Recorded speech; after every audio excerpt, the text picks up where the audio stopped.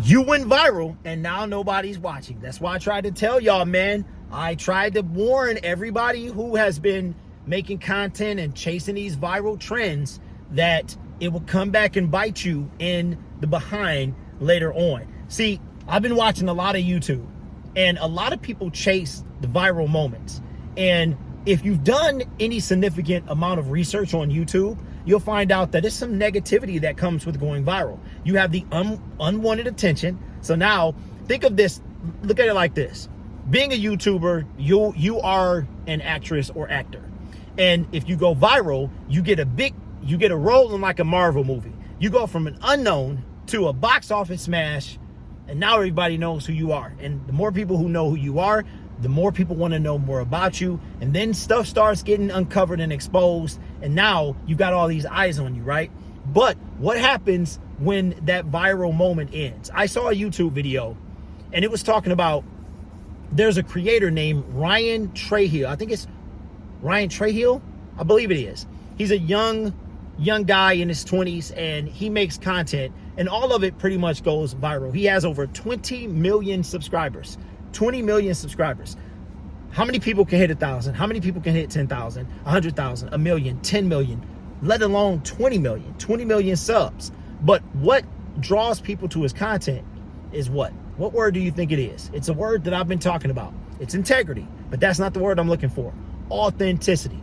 So what he does, he has authenticity and great storytelling. And now people are chasing these viral trends. Their channel might have gone viral, and now nobody comes back to watch because their channel was based off nothing. It wasn't based off integrity or authenticity. And now they're over looking like Boo Boo the Fool.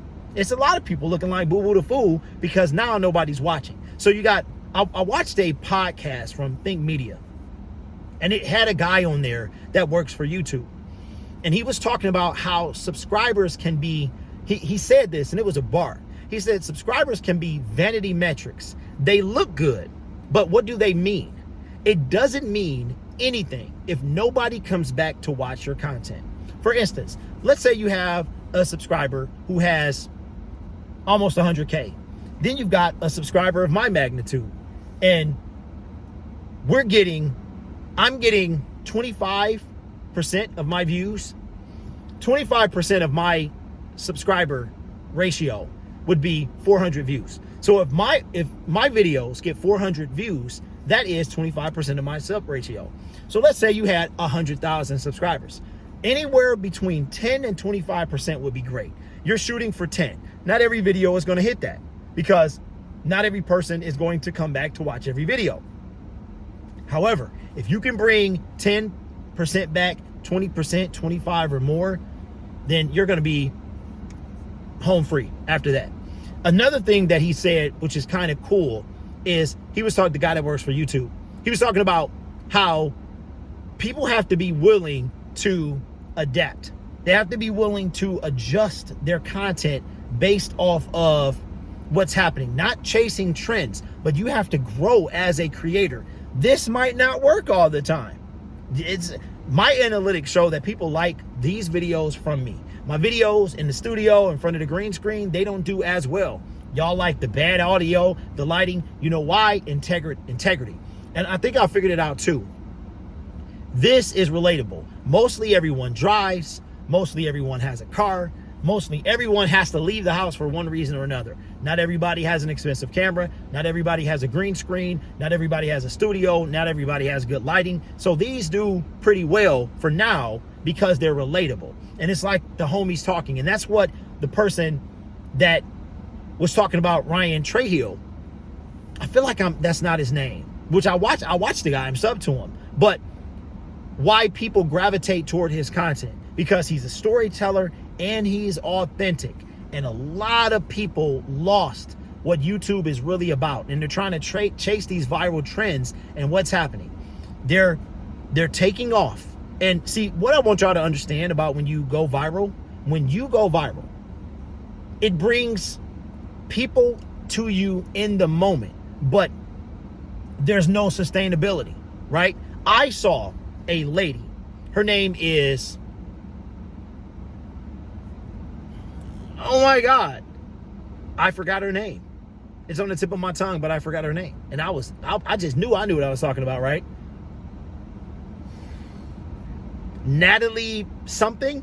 She's a TikToker, and she's kind of a raw deal. Like she's scummy. She's really scummy. But what I'm about to tell you is gonna blow your mind. She has over 2.5 million followers on TikTok. She had a meet and greet. How many people do you think came to visit her?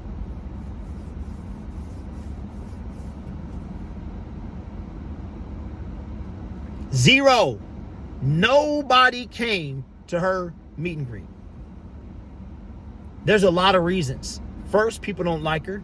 Second, she's on TikTok, and TikTok people don't care about you on TikTok. You can't develop a relationship. Like there are no parasocial relationships on TikTok. But here, it's a complete difference. You have, and that's why I'm gonna bring this up for the sake of this conversation. I'm not gonna say no names, all right? But I made a video about Nephew a couple days ago. It's almost been a week, and that video is my highest performing video on the channel. And from what I understand, he made a video acknowledging the things that I talked about. Didn't say my name. That's cool. But he acknowledged some of the things that I was talking about. But Nephew lost 400 subscribers. He went from 0.7, I think it was at 76, somewhere around 73.7 to now 73.4. He had 0.3, I'm sorry. He actually made a video about it the other day, talking about how he lost 300 at the time, and it looks like he lost 400.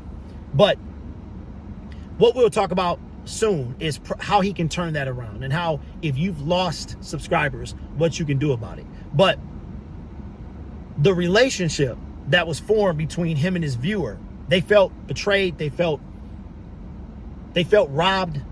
So what they did is they left. But he went viral, Nephew went viral, and he had the ability to sustain it, but he didn't. So if you go viral is not all that it's cracked up to be. Yes, it can bring you a lot of views. Yes, it can bring you a lot of eyeballs. It can bring you a lot of attention. But when it's all said and done, you have to continue that viral success. And a lot of creators, they run into a part where it's like a brick wall. What am I to do now? What am I going to do now? So for me, my recommendation would be, don't chase viral trends. Don't chase a big payday. Don't chase trying to become someone, right? What you need to do is, it is always better to value authenticity and integrity over any amount of views, any amount of viral potential that you may have. I'm telling you, because if you go viral, you have to be able to sustain it. And if you can't, you will wind up with almost 100K and nobody watches. And then you have, I tell you what, I would rather have this channel with 2,000 subscribers. We are less than 10 away from 1,700. I would rather have this channel and get 25% view to subscriber ratio than have 100K and I can't even get 5%.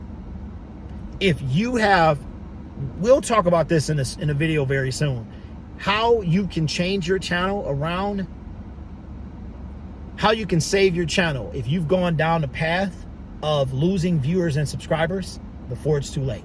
Appreciate you guys for watching, and I will see you in the next video.